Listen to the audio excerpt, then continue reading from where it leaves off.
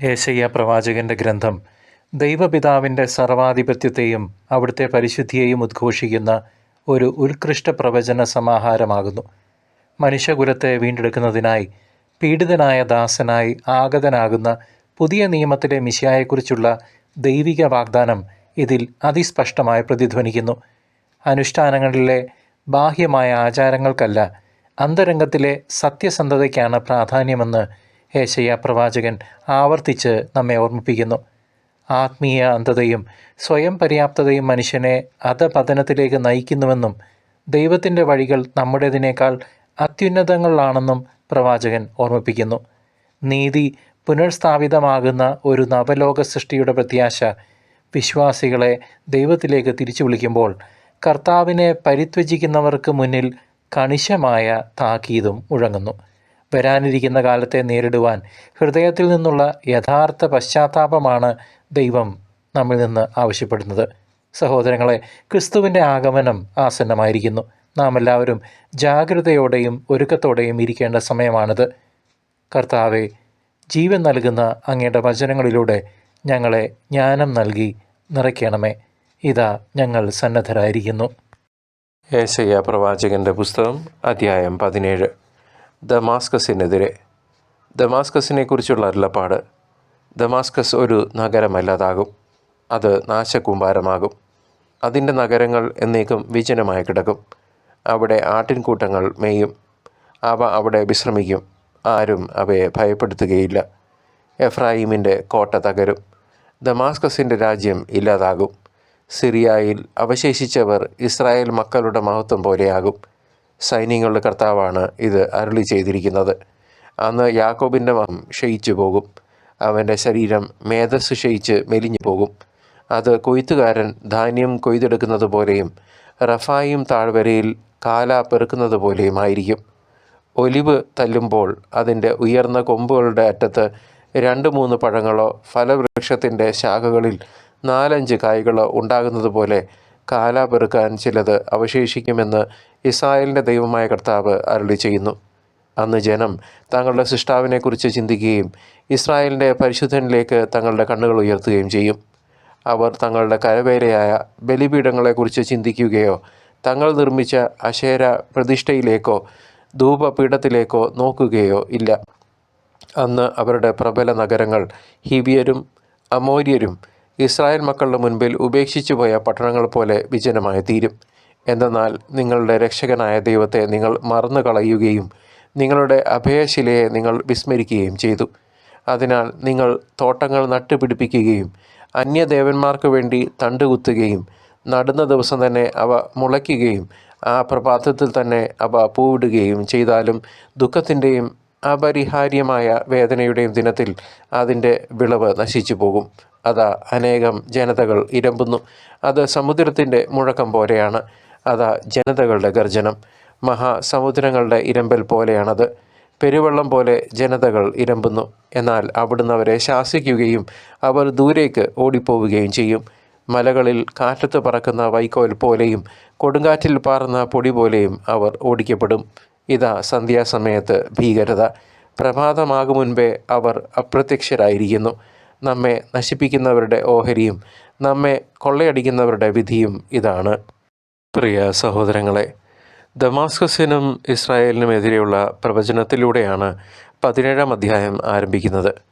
BC 8-ാം നൂറ്റാണ്ടിൽ Assyrian സാമ്രാജ്യം ശക്തി പ്രാപിച്ചുകൊണ്ടിരുന്ന രാഷ്ട്രീയ പശ്ചാത്തലത്തിലാണ് യേശയ്യാ ഈ വചനങ്ങൾ അരുളി ചെയ്യുന്നത്. അന്ന് യൂദായെ ആക്രമിക്കാൻ സിറിയയും വടക്കൻ ഇസ്രായേലും സഖ്യമുണ്ടാക്കിയപ്പോൾ ഭയന്നു വിറച്ച ആഹാസ് രാജാവിനോടും ജനത്തോടും ദൈവത്തിലുള്ള ശരണത്തെക്കുറിച്ച് പ്രവാചകൻ സംസാരിക്കുന്നു. ഭൗതികമായ സൈനിക സഖ്യങ്ങളിൽ വിശ്വസിക്കുന്നതിൻ്റെ നിരർത്ഥകത ഈ ചരിത്ര സന്ദർഭത്തിൽ വെളിപ്പെടുന്നുണ്ട്. ദൈവത്തെ മറന്ന് അന്യശക്തികളിൽ അഭയം തേടുന്നതിൻ്റെ പരിണത ഫലമാണ് ഇവിടെ നാം കാണുന്നത്. ഈ ചരിത്ര സത്യം ഇന്നും നമ്മെ ദൈവവിശ്വാസത്തിൻ്റെ ആഴങ്ങളിലേക്ക് ക്ഷണിക്കുന്നു. പ്രിയ സഹോദര സഹോദരി, ദമാസ്കസിൻ്റെ നാശവും ഇസ്രായേലിൻ്റെ മഹത്വത്തിൻ്റെ ക്ഷയവുമാണ് ഈ അധ്യായത്തിലെ പ്രധാന സന്ദേശം. ദമാസ്കസ് ഒരു നഗരമല്ലാതായിത്തീരും, അത് വെറുമൊരു കൽക്കൂമ്പാരമാകും എന്ന പ്രവാചകൻ്റെ വാക്കുകൾ അതീവ ഗൗരവം ഉള്ളതാണ്. ഇസ്രായേലിൻ്റെ ശക്തിയും സമ്പത്തും കൊഴിഞ്ഞുപോയ ഒലിവ് മരത്തിലെ അവശേഷിക്കുന്ന കായ്കൾ പോലെ പരിമിതപ്പെടുമെന്നും ഇവിടെ പറയുന്നു. ഐഹികമായ ശക്തികളിലുള്ള അമിതവിശ്വാസം എങ്ങനെ തകരും എന്നതിൻ്റെ വ്യക്തമായ താക്കീതാണ് ഇത്. മനുഷ്യൻ പടുത്തുയർത്തുന്ന സാമ്രാജ്യങ്ങൾ ദൈവഹിതത്തിന് നിരക്കാത്തതാണെങ്കിൽ അവ തകർന്നു പോകുമെന്ന് ഈ പ്രവചനം അടിവരയിട്ട് പറയുന്നു.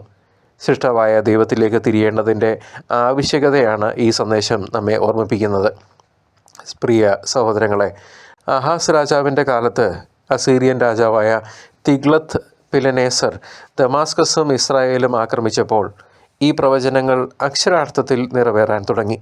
പ്രബലമായിരുന്ന നഗരങ്ങൾ ശൂന്യമാക്കപ്പെടുകയും ജനം ചിതറിക്കപ്പെടുകയും ചെയ്തത് ചരിത്രപരമായ സത്യമാണ്. ദൈവത്തിൻ്റെ വചനം ഒരിക്കലും വെറുതെ മടങ്ങി വരില്ല എന്നതിൻ്റെ വലിയൊരു തെളിവായി ഈ തകർച്ചകൾ മാറി. അസീറിയൻ പടയോട്ടം ഒരു മഹാപ്രളയം പോലെ വന്നപ്പോൾ ഇസ്രായേലിൻ്റെ കോട്ടകൾ തകർന്നു വീണത് അവരുടെ പാപത്തിൻ്റെ ഫലമായിരുന്നു. എഫ്രയീമിൻ്റെ പ്രതിരോധം ഇല്ലാതാകുമെന്ന പ്രവചനം ചരിത്രത്തിൽ രേഖപ്പെടുത്തിയ പാഠവുമാണ്. കർത്താവിനെ ഉപേക്ഷിച്ചവർക്ക് തങ്ങൾ നട്ട വിത്തുകൾ ഫലം നൽകാതെ പോകുന്നത് അന്ന് ജനത്തിന് ബോധ്യമായി.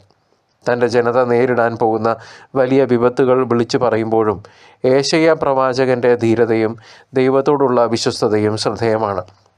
രാഷ്ട്രീയ സമ്മർദ്ദങ്ങൾക്കിടയിലും രാജാവിനെ പ്രീണിപ്പിക്കാതെ ദൈവത്തിൻ്റെ സത്യം വെട്ടിത്തുറന്ന് പറയാൻ അദ്ദേഹം മടിച്ചില്ല. ജനത്തിൻ്റെ ദുരവസ്ഥയിൽ അദ്ദേഹം ആകുലനായിരുന്നുവെങ്കിലും ദൈവത്തിൻ്റെ നീതി നടപ്പിലാകുമെന്ന് അദ്ദേഹത്തിന് ഉറപ്പായിരുന്നു. തൻ്റെ സൃഷ്ടാവായ ദൈവത്തിലേക്ക് മനുഷ്യൻ കണ്ണുകൾ ഉയർത്തും എന്ന പ്രത്യാശ ഏശയ്യായുടെ ഉള്ളിൽ ഉണ്ടായിരുന്നു. ശിക്ഷാവിധികളെക്കുറിച്ച് പറയുമ്പോഴും അത് ദൈവത്തിലേക്ക് മടങ്ങി വരാനുള്ള വഴിയാണെന്ന് പ്രവാചകൻ വിശ്വസിച്ചു. പ്രവാചകൻ്റെ അചഞ്ചലമായ ഈ നിലപാട് ഇന്നത്തെ വിശ്വാസികളായ നമുക്ക് വലിയൊരു മാതൃകയാണ്. പ്രിയ ദൈവജനമേ, ഈ അധ്യായത്തിൽ നിന്നും ഉൾക്കൊള്ളേണ്ട പ്രധാന പാഠം നമ്മുടെ രക്ഷയുടെ ദൈവത്തെ നാം ഒരിക്കലും മറന്നു പോകരുത് എന്നതാണ്. നിന്റെ രക്ഷയുടെ ദൈവത്തെ നീ മറന്നു, നിന്റെ അഭയശിലയെ നീ ഓർമ്മിച്ചില്ല എന്ന വചനം നമ്മുടെ ഹൃദയത്തിൽ തറയ്ക്കേണ്ടതാണ്. ലൗകികമായ സുരക്ഷിതത്വങ്ങളിലും സാമ്പത്തിക ഭദ്രതയിലും മാത്രം പ്രത്യാശ വയ്ക്കുന്നത് അപകടമാണെന്ന് ഈ ഭാഗം പഠിപ്പിക്കുന്നു. നാം നട്ടുപിടിപ്പിക്കുന്ന മനോഹരമായ തോട്ടങ്ങൾ ദൈവാനുഗ്രഹമില്ലെങ്കിൽ വിളവെടുപ്പ് ദിവസം നിരാശ മാത്രമേ നൽകൂ. നമ്മുടെ കഷ്ടപ്പാടുകളുടെയും അധ്വാനത്തിൻ്റെയും ഫലം അനുഭവിക്കണമെങ്കിൽ ദൈവസഹായം അത്യന്താപേക്ഷിതമാണ്. എളിമയോടെ സൃഷ്ടാവിലേക്ക് തിരിയുന്നവനെ ദൈവം ഒരിക്കലും കൈവിടുകയില്ല എന്ന വലിയ സത്യം ഇതിലുണ്ട്. ആധുനിക ലോകത്തിലെ യുദ്ധങ്ങളും സാമ്പത്തിക പ്രതിസന്ധികളും കാണുമ്പോൾ ഏശയ്യായുടെ പ്രവചനം തികച്ചും പ്രസക്തമായി തോന്നുന്നു. വലിയ രാഷ്ട്രങ്ങൾ തമ്മിലുള്ള സഖ്യങ്ങളും അധികാര വടംവലികളും പണ്ട് ദമാസ്കസിനും ഇസ്രായേലിനും സംഭവിച്ചതുപോലെ നാശത്തിലേക്ക് നയിച്ചേക്കാം. വിപണികളിലും സാങ്കേതിക വിദ്യയിലും മാത്രം ആശ്രയിക്കുന്ന മനുഷ്യൻ ആത്യന്തികമായി സമാധാനം നൽകുന്നത് ദൈവമാണെന്ന് തിരിച്ചറിയണം. പ്രകൃതിക്ഷോഭങ്ങളും പകർച്ചവ്യാധികളും നമ്മുടെ അഹങ്കാരങ്ങളെ തകർക്കുമ്പോൾ ഈ പുരാതന പ്രവചനം ഇന്നും ജീവസുറ്റതാണ്. ദൈവത്തെ മാറ്റി നിർത്തിയുള്ള ഒരു പുരോഗതിയും നിലനിൽക്കില്ലെന്ന് ഇന്നത്തെ ലോകം തിരിച്ചറിയേണ്ടിയിരിക്കുന്നു. ഭൗതിക നേട്ടങ്ങളെക്കാൾ ആത്മീയ ഉണർവിനാണ് നാം പ്രാധാന്യം നൽകേണ്ടതും. എങ്കിലും ഈ ശിക്ഷാവിധികളുടെ ഇടയിലും ദൈവത്തിൻ്റെ കരുണയുടെ ഒരു നേർത്ത ഇഴയടുപ്പം നമുക്ക് കാണുവാൻ സാധിക്കും. എല്ലാം നശിപ്പിക്കുമ്പോഴും ഒലിവ് മരത്തിൻ്റെ അറ്റത്ത് 2-3 കായ്കൾ ശേഷിപ്പിക്കുന്നത് ദൈവത്തിൻ്റെ അനന്തമായ കരുണയുടെ സൂചനയാണ്. ക്രിസ്തുവിൻ്റെ 2ാം വരവിനായി കാത്തിരിക്കുന്ന നമുക്ക് ഈ വചനങ്ങൾ ഒരുക്കത്തിനുള്ള ആഹ്വാനമാണ്.